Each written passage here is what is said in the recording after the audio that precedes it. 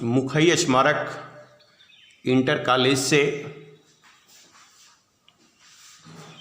मैं सुनील कुमार मौर्य आप लोगों को जो है कक्षा 9 की जो है मैथ पढ़ाने जा रहा हूँ और आप लोग जो है इससे ध्यानपूर्वक जो है सुने देखें। पहला जो कक्षा 9 का जो पहला चैप्टर है जो आज आपको पढ़ाएंगे हम, वो है संख्या पद्धति, यानी संख्या पद्धति, जिसको अंग्रेजी में हम बोलते हैं number system, NUMBER, number system, SYSTEM, यानी नंबर सिस्टम। यही आपको पहला चैप्टर पढ़ना है। तो ये चैप्टर पढ़ाने से पहले इसमें जो है कुछ परिभाषाएं हैं जिसको पहले आज हम बताएंगे आपको, संख्या पद्धति से संबंधित। सबसे पहले इसमें पहली परिभाषा आती है, पहली है प्राकृतिक संख्या। प्राकृतिक संख्या, प्राकृतिक संख्या की परिभाषा हम आपको बताएंगे। प्राकृतिक संख्या है क्या, आप लोग जो है इसको सुनिए ध्यान से। प्राकृतिक संख्या जिन संख्याओं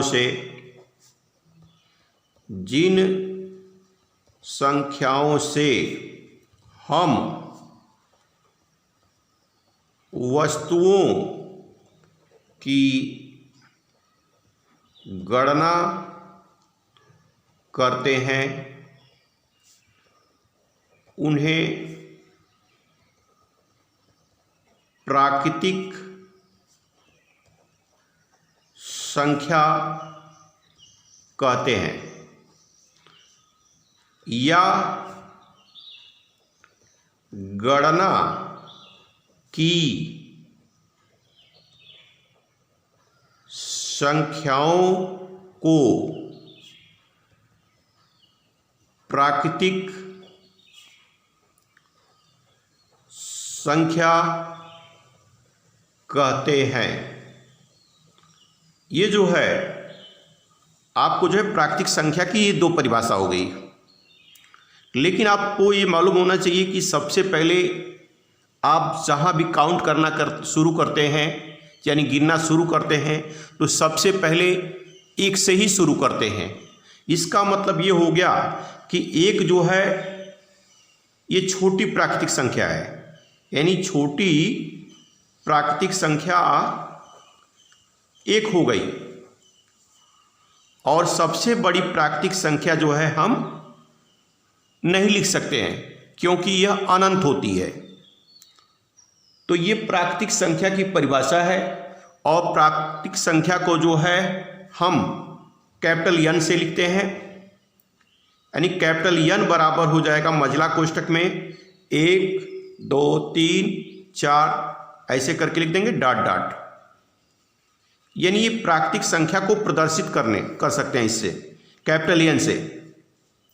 तो ये जो आपको बताया गया प्राकृतिक संख्या के बारे में, प्राकृतिक संख्या है क्या, इसकी परिभाषा आपको बताया और इसको लिखने का यानी इसको प्रदर्शित करने का तरीका बताया आपको। दूसरी इसकी परिभाषा आती है पूर्ण संख्या, यानी पूर्ण संख्या क्या है इसको जानिए आप। पूर्ण संख्या इंटीग्रर्स अंग्रेजी में बोलते हैं। पूर्ण संख्या क्या है, तो पूर्ण संख्या का मतलब ये हो गया कि प्राकृतिक संख्या में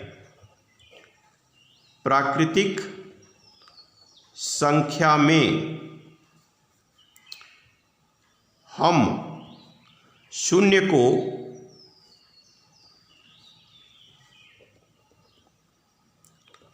अगर हम शून्य को सम्मिलित कर लेते हैं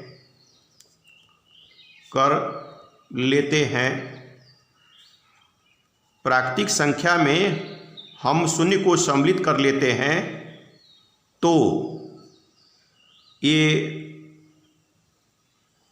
पूर्ण संख्या बन जाती है।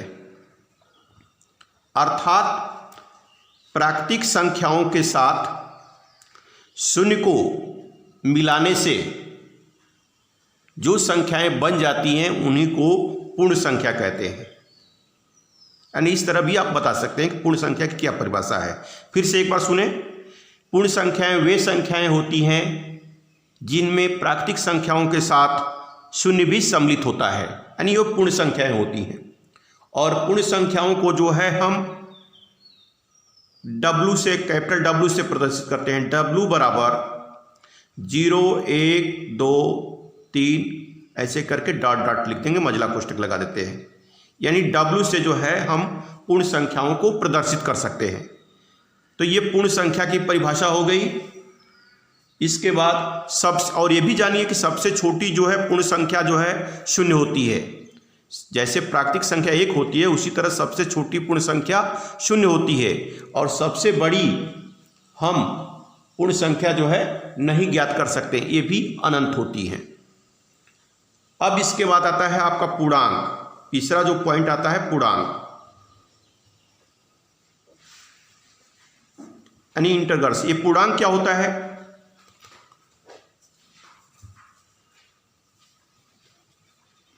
पूर्णांक की परिभाषा है कि पूर्णांक तो दो प्रकार का होता है, एक धनात्मक पूर्णांक और एक ऋणात्मक पूर्णांक।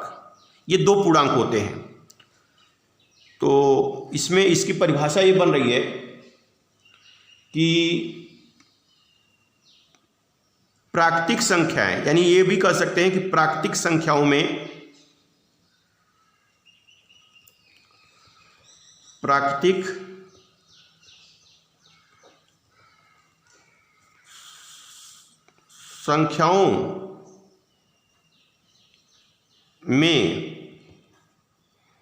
शून्य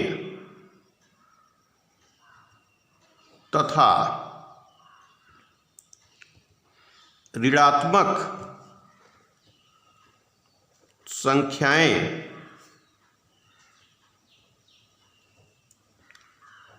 सम्मिलित, प्राकृतिक संख्याओं में शून्य तथा ऋणात्मक संख्याएं सम्मिलित करने से जो समूह बनता है उन्हें पूर्णांक कहते हैं।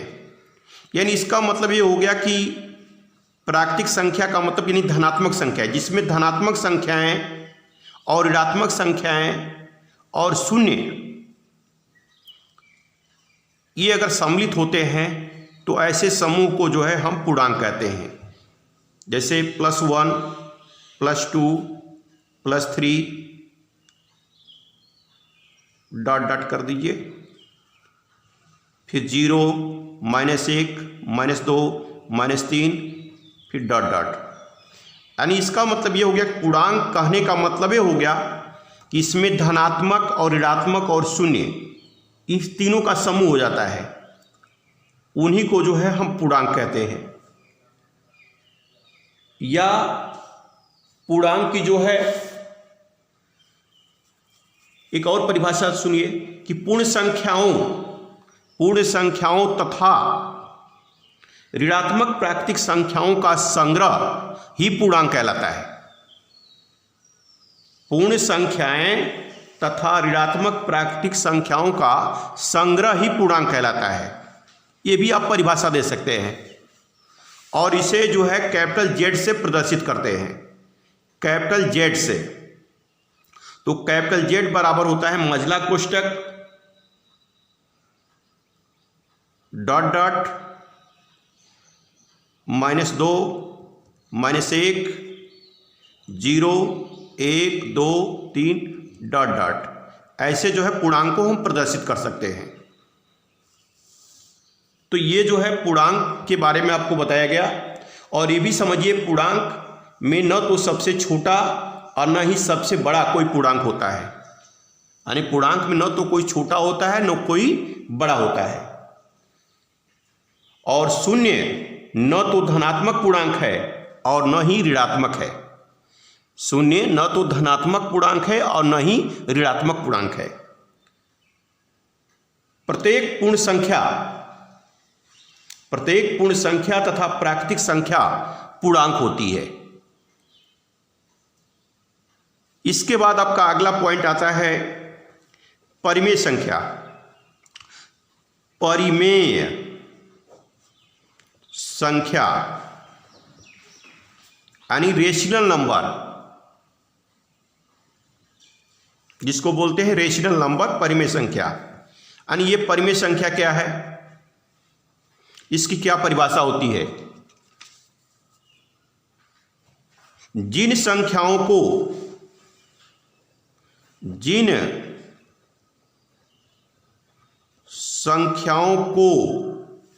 हम P/Q के रूप में